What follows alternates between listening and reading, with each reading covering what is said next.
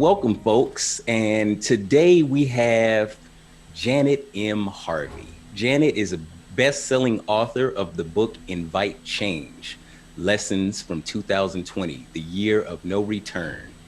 And she is CEO of Invite Change, a coaching organization that shapes a world where people love their life's work. Janet has trained and coached leaders at Fortune 500 companies across 6 continents for more than 25 years. An early adopter for creating a coach centered workplace, Janet has worked with global organizations and teams of leaders to establish a generative, resilient, and high performance culture through a coaching approach. Janet has experienced that the secret to having your biggest breakthrough is reconnecting with your authentic self. When that happens, you are able to make big changes, even on a global level.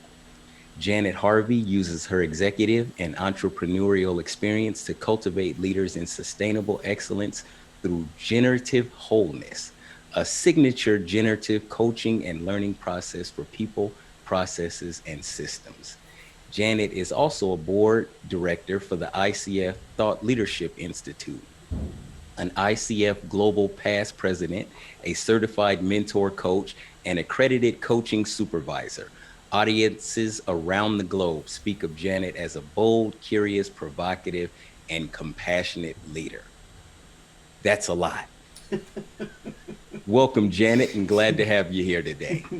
Thank you. I think the bio justifies my gray hair. They call that wisdom. Okay, that's right. The wrinkles on my face too, right? It's all good. I call those my laugh lines, actually. They call that experience. Oh, okay. Yeah, yeah. So glad to have you here today.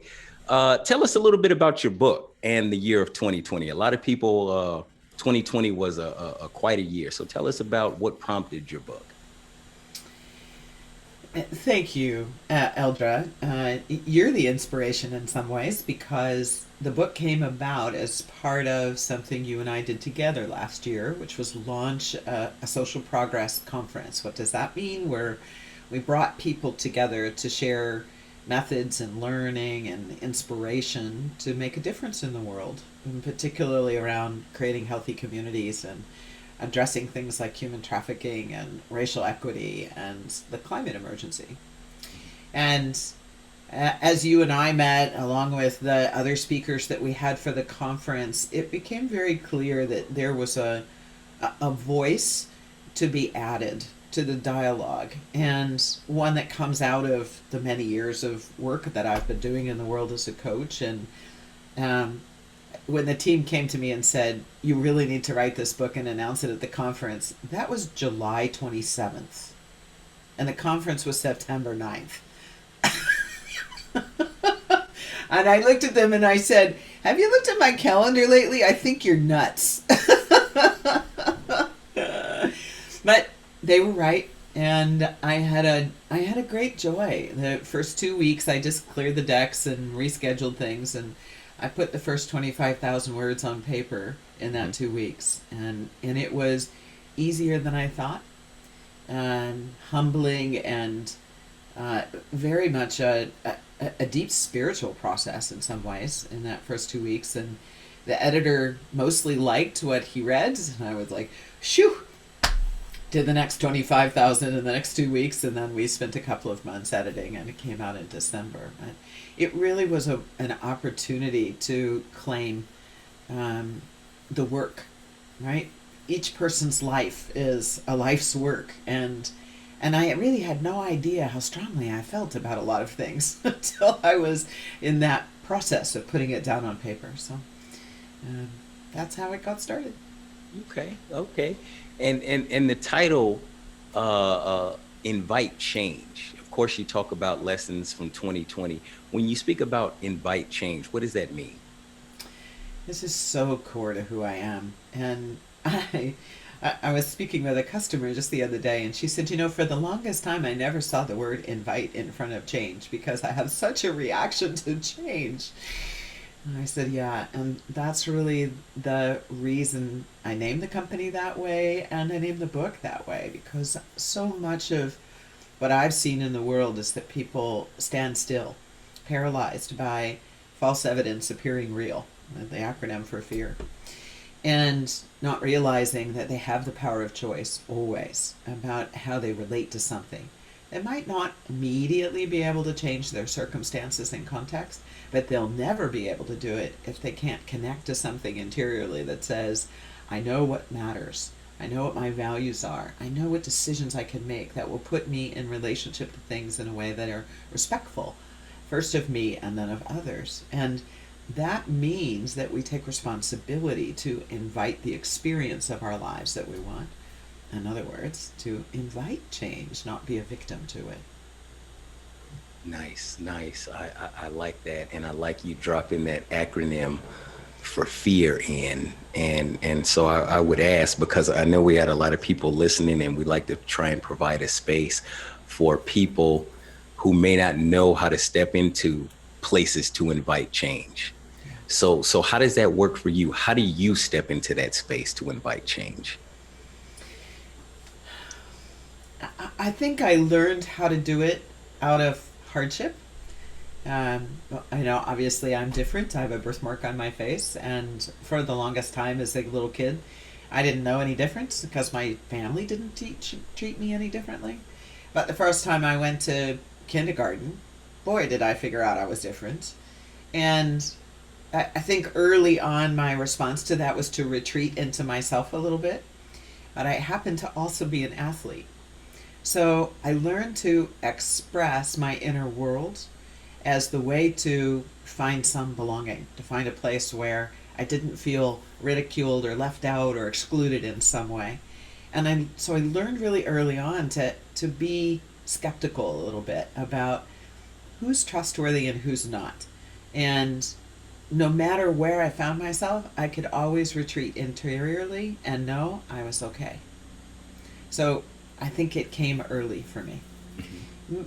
But certainly, over time, as I grew into an adult and I began to study and I learned about consciousness and I learned about the story of Viktor Frankl and the concentration camps, and Mhm. I could start to catch a glimpse that um, there is a there is an identity that I was conditioned to have. Work harder than anybody else, and you'll make your way in the world. Almost to the point of working myself to getting fired, working myself to being sick. Um, One time I did get fired, and I was flat broke and lived in the back of my car for a couple of weeks until I could figure out how to get on my feet again. But no matter what I was doing, I always knew I was okay. That some way, somehow, my circumstances would change, but that I was okay inside. And I think that's why I feel so strongly about people taking the journey to say, who am I authentically? Not what anybody else thinks. What do I think? In order to come back home. It's a reclaiming process of the mystery and magic that is being a human being. Yeah. That's beautiful. And what I heard you speak of is a resiliency that no matter what happens, I'm going to be okay. And so I would ask, if you can name it, what is that something that's inside of you, and how do you establish a connection with that Yeah. and stay in relationship with that when the chips are down and you're living in the back of your car for 2 weeks and you're like, how the hell did I get here, and how the hell am I going to get out of here? Exactly. So I'm going to invite us to shift the word resilience to reserve. And the reason I'm doing that is there's so much backlash right now with people who are still challenged by the trauma of the last 15 months, Mm-hmm. and they don't have resiliency. They're Mm-hmm. not in a place where they're ready to be resilient. And for another to demand that of a person who is still finding their way isn't fair. So the word I've been working with clients with is reserves. And I think this is central to my learning that when I am when I am present to fatigue, when I'm present to annoyance, when I'm present to sadness, when I'm present to loneliness, I have a responsibility to notice it and choose something different. So the first is noticing, what am I experiencing? And for me, my place of getting reserve is in nature. As a kid, it would be out hiking, or taking the weekend to go to the country and drop into a canoe. I grew up in the Midwest, right? It wasn't too far away, and I had lots of things through school. Or it would be getting on the ice skating rink because that was my sport, or getting in the swimming pool, which was my other sport. I'd find a way to get into my body, and my body began to tell me what it would take, what it needed, in order for me to feel good. So I do that today. I go and stick my hands in the dirt in the garden. I get great satisfaction out of pulling weeds. I just don't know what that's about, but it's like almost instant beauty when you pull the weeds out of the dirt, and oh, I can put new seed here. So metaphorically for me, it's realizing that I'm tapping into my innate creativity. And I haven't lost my capability because my circumstances have given me hardship. And I think somewhere along the line, I realized that that was my secret sauce. It was my secret weapon, is that I could have joy no matter where I was, because that was internal to me. And when I can get out of my circumstance, even if it's only for 5 minutes, to go breathe the fresh air and hear the birds, I get centered again. So if I do that on a regular basis, then I have a reserve. So when I'm in a tense moment, I have something to lean into, to draw on. And I know in those days when I was working 7 days a week and traveling on airplanes, like I knew the gate agents by first name in multiple cities. That's just not a good thing. Just not a good thing. Do not recommend that to anyone. And I realized that I had depleted my body to the point where it was diminishing returns. I couldn't sleep enough. I couldn't eat enough. I just couldn't get right with myself. And I put myself there. Mm-hmm. So I had made something external to me more important than attending to my well-being. And if I hadn't attended to my well-being at that moment in time, I wouldn't have been able to provide results to somebody else. It just wasn't possible. Mm-hmm. That was a downward spiral. So I guess in some ways, getting to the bottom of the well means climbing back up out of the well. I have to get my reserves back up. And I had to change the rhythm of my life and pay attention to those things. And of course, I've had many cycles of that. And as I age, it changes my rhythm again. So there's no one answer. It's paying attention. Self awareness is never a habit, it's always a practice. Yeah. Yeah. Practice over habit. I definitely love that, and it plays out for me in my life. And so I guess what I would ask is, going back to fear, false evidence appearing real, is there a particular fear or set of fears that you are able to identify that perhaps are present in your life, or you struggle with, or seek to find ways to overcome presently? I'd say there's one really big one. And it's in direct measure to where I take risks to do something that hasn't been done before. And some of it's motivated by this fear that I'm not worthy. So some part of myself knows that I am capable beyond measure. In fact, I know I have a lot of capability, and I use it. And then I do something, and it fails miserably, like colossal. Not only am I unhappy, but everybody that's involved in what I'm working on is unhappy. And I realized that I stepped out beyond the edge of what was ready or useful or clear to people. It might have been clear to me, but I hadn't been clear to anybody else. And I take that on as a personal shame, because it confirms for me that I'm not worthy. I'm not worthy to do big things in the world. I'm not worthy to have a voice like writing a book. What the heck was I thinking? I don't know anything about promoting books. What am I doing here? That voice comes up and says, "You're not worthy." But in the same breath, I have another voice that says, "Yes, you are." You couldn't even be asking the question, "Are you worthy?" if there wasn't some part of you that knows you absolutely are. So that's a an internal tension that I'm with every day. And even those 2 points of view inside of me are not all of who I am. So I have a voice of joy, and I have a voice that says yes to life, and I have a voice that's generous, and I have a voice that's radiant. And so it means slowing down and connecting to all of those parts and realizing that when I'm feeling not worthy, it's probably because my tank is empty. I need to go fill my reserves back up, slow things down, take a subtle shift. Sometimes that's 5 minutes away from my computer just doing some breathing. Sometimes that's a couple of months where I just don't do anything big because it's not right yet. It's just not time yet.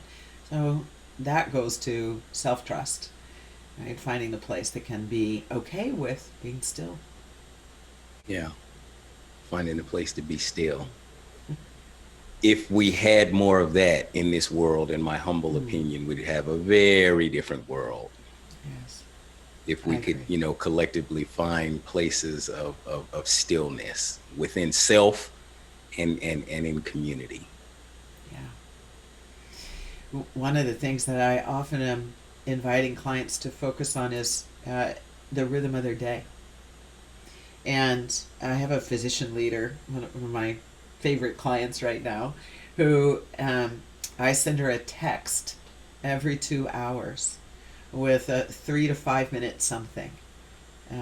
They've got the Calm app now on your phone, and I said, "This is your 3 to 5 minute break." Sometimes it's a music. Sometimes I'll speak a poem into the phone.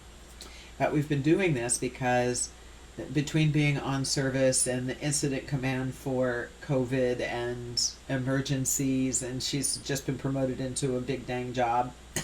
It's like it's so easy to override what we know is best for us to be in service to other people. And she can't be in service to other people if she's not restoring herself. This is such an important responsibility for the privilege of being human. Being human. That's a very novel concept. I at one point, Eldra, I thought about naming the company "Being Better Humans Together." Because I think you're right. Without a bit more stillness to be with what's right in front of us, we operate out of our history, which is mostly developed to keep us from threats. Mhm, Hence, false evidence appearing real. mhm. Which, by the way, I must credit that. That's Zig Ziglar's line. He's a big sales guru for many, many decades. And it stuck with me the first time that I heard it, and I realized that, if I didn't ask for the business when I was in sales, um, I couldn't get a yes. No matter how many no's I got, if I didn't ask for the business, I couldn't get a yes, and the yes was what I Mhm, wanted. Hence, mhm. false evidence appearing real. Like, I wasn't being rejected, the idea I was presenting was being rejected. Which takes me right back to the worthiness. Is my idea worthy? Yeah, yeah, And not collapsing my identity with the things. And I think that's a big key that we can't see if we don't slow down and ask the question, is that true? Is that really what's going on? yeah, yeah. And what I hear you speak to, the way that I'm intaking it, I hear you talking about transformation in your life Yeah. and getting to a place where you as an individual are able to transform. In your own words, how would you describe transformation in your life and what that looks like? Well, the word that immediately popped to my mind was awakening. Mhm, I think that I'm always startled by what I don't see. It's like, and I'm a pretty conscious, perceptive human being, but every day there's a moment when I realize I was not present in that situation or with that person or in that conversation, and it will boomerang. Several hours later, I'll realize, you know what, they said something really important there that we stepped right over. The good news is we can always go back and pick up the threads, but I think Awakening is what's transformative. Uh, if we think about a camera lens, if I can open up the aperture of the camera lens and take in a bit more of the experience of another person, then I can bring more of myself in reciprocal relationship with that person. But it begins with me. I have to be willing to see more than my habit, more than my filters have infused in me. And everything I want is outside of what I'm doing right now, by definition. But there just isn't any other alternative. Otherwise, I'm stuck in my own habit and preference and assumption space. So, whether it's getting away from something I'm uncomfortable with or going towards something that would be more comfortable, both of them require that I make a change, that I transform how I'm relating. And I have to awaken that I want a different state of being. That's the first step. And then I think there's something that catalyzes. How do I overcome my own fear? Yes, false evidence appearing real, but that doesn't mean I don't feel it. I'm still feeling the impact of it. Well, that means connecting to something that says, I want what's on the other side of where I am now more than where I am. I want it. So my gut says it's worth it to take the risk. And then fueling it. How do I energize it? I bring people around me that support what it is that I want to do differently, what I've awakened to. I, I give myself permission to negotiate a different way of approaching my life, different people in my life, different things that I'm doing. And and then it's about sustaining. Mhm. And that's always the hard piece, right? Because we're letting go of what's familiar, and um, it all begins with awakening, though. Catalyzing and energizing come next, and I think you might ask the question, awakening to what? And for me, that's unconditional self love. Unconditional self love. Yeah, that's a big piece. I see a lot of that in my work. And for myself, coming to a place to be able to love myself and acknowledge that first of all, I'm worthy of that and I deserve that. And to then acknowledge that I need that from myself Yeah, so that I can get into a space where I can then accept and appreciate that same from others. yeah. It's almost like until that happened for me, when I could accept myself completely. It doesn't mean I still don't, from time to time, have the worthiness question arise, but I now know what it means to love myself without condition, and I can come back home to it.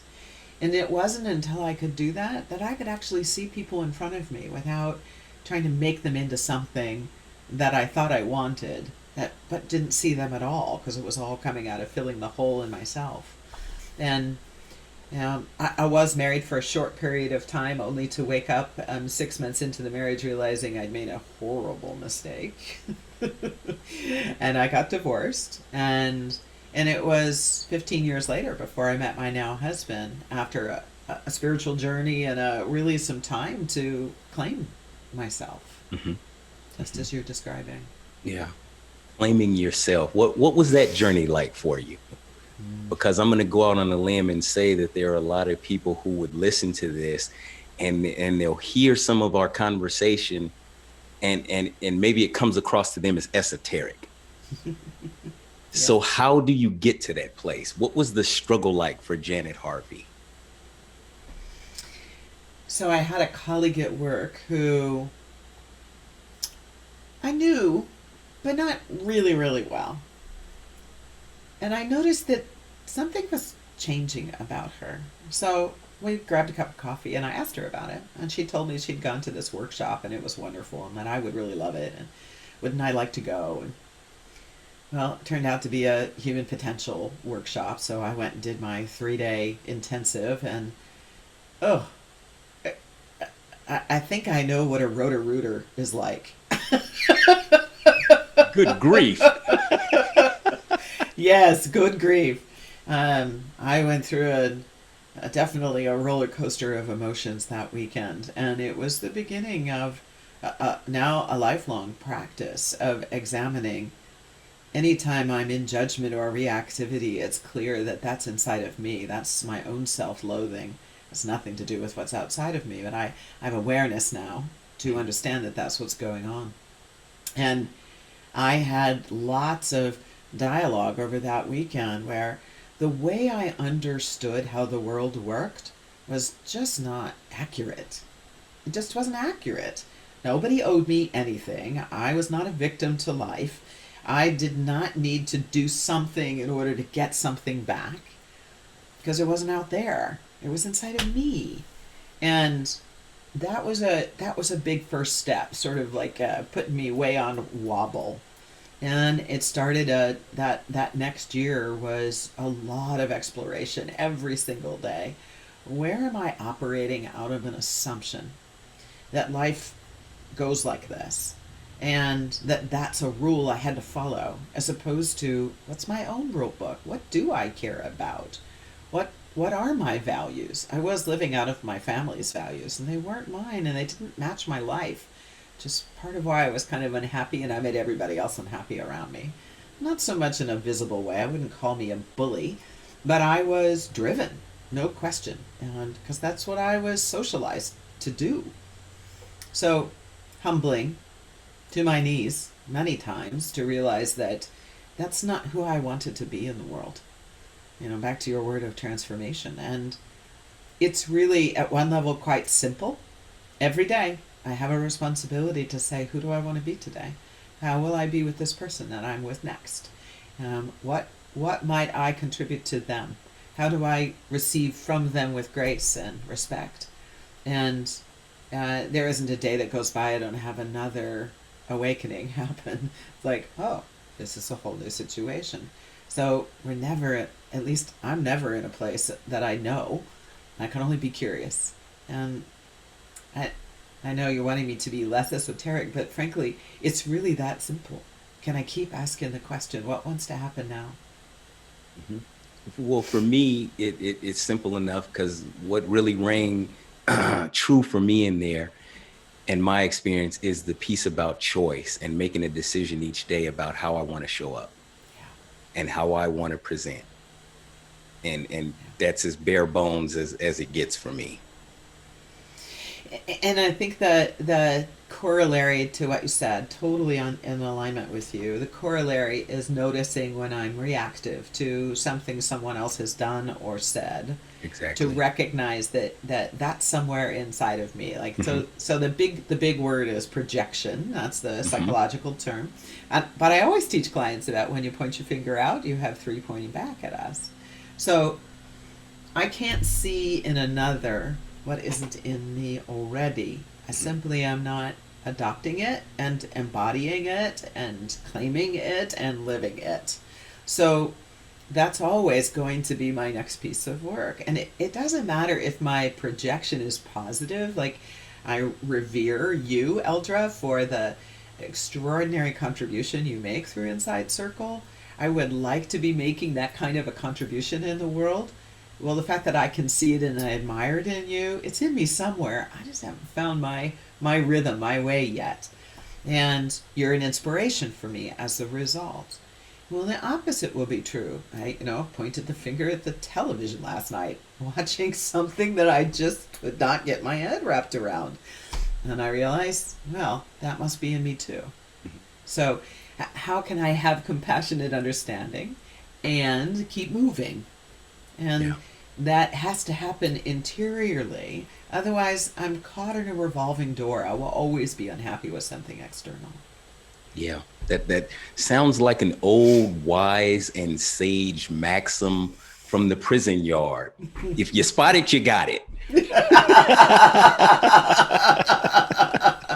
Oh, that's great. I'm going to borrow that. That's good. Or as they used to say when we were children, if you smelt it, you dealt it. Yeah. Yeah. That's right. That's Yeah, exactly yeah, I right. love that. I love that. To lighten it up just a tad bit, if Janet was stranded on a desert island and you could have one thing with you, what would that one thing be? Wow. I can only have one thing? One thing. um, I think love. That would be the one thing. And it is how I live my life, right? I live in a sovereign way, using my gifts of joy and yes to life, and it's true. With love at the heart of everything that I do, I'm always happy. And when I'm not happy, it's up to me to go back and say, where have I fallen out of love with who I'm with, or what I'm doing, or who I'm being, or how I'm engaging myself? That's my responsibility. Yeah, that's beautiful. One thing on the island, love. Yeah, I like that. I like that a lot. What brought you into coaching? What got you into the field of coaching? What drew you? What pulled you in? I was working in financial services. That's my classic training, is in economics and finance. And at the time, I was responsible for large scale change initiatives, senior staff role, and the chairman of our company decided that the 6,000 people who lived in um, branch offices around the United States and had come aboard the organization as customer service personnel. Uh, Now we're going to be trained to be salespeople in doing financial planning. Like, turn your world upside down. Everything you thought you'd come here for is not what we're going to be doing. And I'd get the question early on in the project, does the chairman know you're doing this? Because this isn't what we signed on for. Yeah. So um, this was a really big project, and it was happening about the same time that coaching was coming out of consulting, starting to differentiate itself a little bit as a practice, as a unique way of having conversation with people to improve creativity and collaboration. So I brought a couple people in from the outside, and we did some brainstorming, and we set up a coaching approach to the change process. It was extraordinary, Eldra. I'd never seen anything like it. I had senior vice presidents sitting side by side with receptionists from the branch office, having vibrant conversations and debates about ideas of how to change the customer experience. Great respect, huge collaboration. We were under budget. We came in before the deadline, and the thing I'm most delighted by, we had a goal to retain 85% of the workforce. We retained 96, and that included 40% of them moving to a regional call center. So leaving their hometown where they'd been employed to a new city and a completely different structure. That was amazing, just amazing. But the joy in the 100 people who were in the pilots, who we then trained to use coaching capability to work with the other 5,900 people while we were implementing the project, it blew me away. Like, totally opens my heart. And I said, okay, I know what I want to be when I grow up. So I left the organization and became an entrepreneur in 1996, and I've never looked back. I did start kind of bass backwards. We're supposed to start with one-on-one work and then go to teams, but I started with teams and then kind of worked my way into individual coaching. And that's why I feel so strongly about organizations adopting a coaching mindset Mm-hmm. and building that capability at all levels, because it's a game changer when people can feel that level of respect in each other's point of view, each other's experience, each other's creativity. Things just move much more smoothly, no matter how much chaos there is around them. Relationship is the fundamental unit of society. Yeah, yeah. Give us three things that Janet Harvey is proud of. Mm.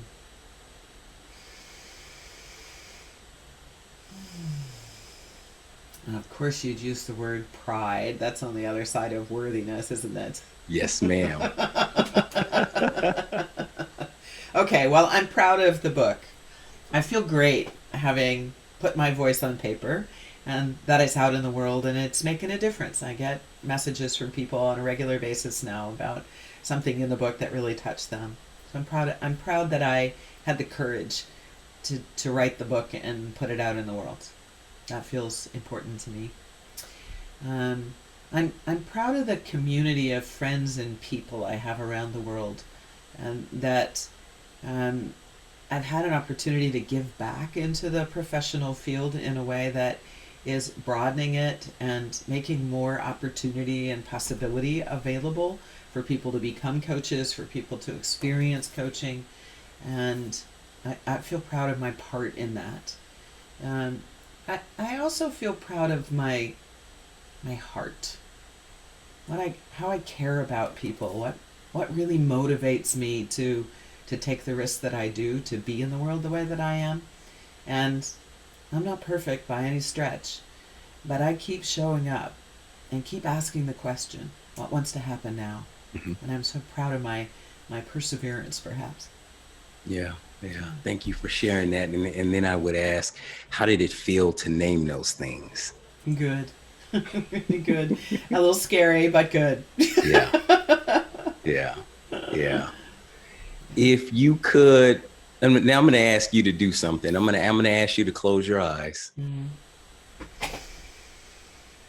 and begin to feel yourself settle into your body. And as you settle into your body, go back into a space and time where you can see 6-year-old Janet.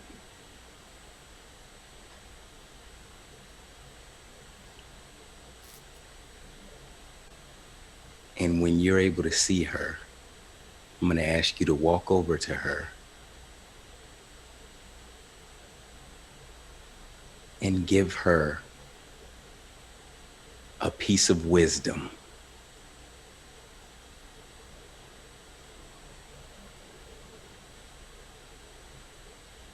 What does she most need to hear?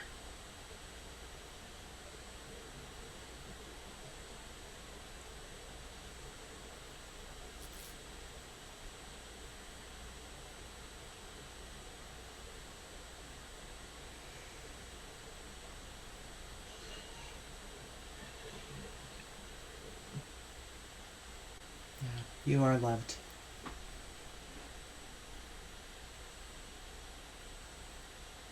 Yeah. You are loved. You are loved.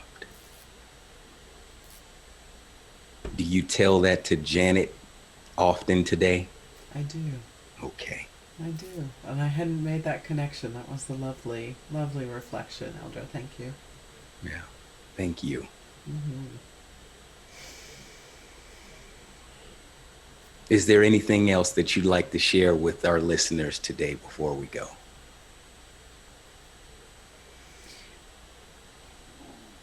I've been feeling this a golden thread running through the conversation that we've been having, and I would name it as um, the light of possibility. And I purposely not saying hope because I think that hope becomes a feeling without any substance to it. So when I say the light of possibility, I mean that when we choose it, we can see there is, in the next breath that I take, a possibility of a shift, of something to be different, something to be more enlivening, more respectful, more loving, whatever that might be. And it doesn't matter what my circumstances are. I'm in charge of choosing that. And I think that privilege has created a responsibility to create lights of possibility. I think this is what parents do with their children, right? They create lights of possibility. I think it's the work you do at Inside Circle. Create lights of possibility for people. And I'd add that to our list of, yes, if we could just be quiet, if we could learn to be still and really listen to our hearts in the way you just did with me, then we would make different choices that would turn the lights of possibility on in the world. Which means we can do that. Nobody's stopping us. I love it. Thank you very much. Thank you. So, folks, again, Janet M. Harvey, best-selling author, Go check out the book, Invite Change, Lessons from 2020, the Year of No Return. Thank you for being here with us today. It's been an honor and a pleasure. Really, my honor and pleasure and privilege to be with you, Eldra. Thank you.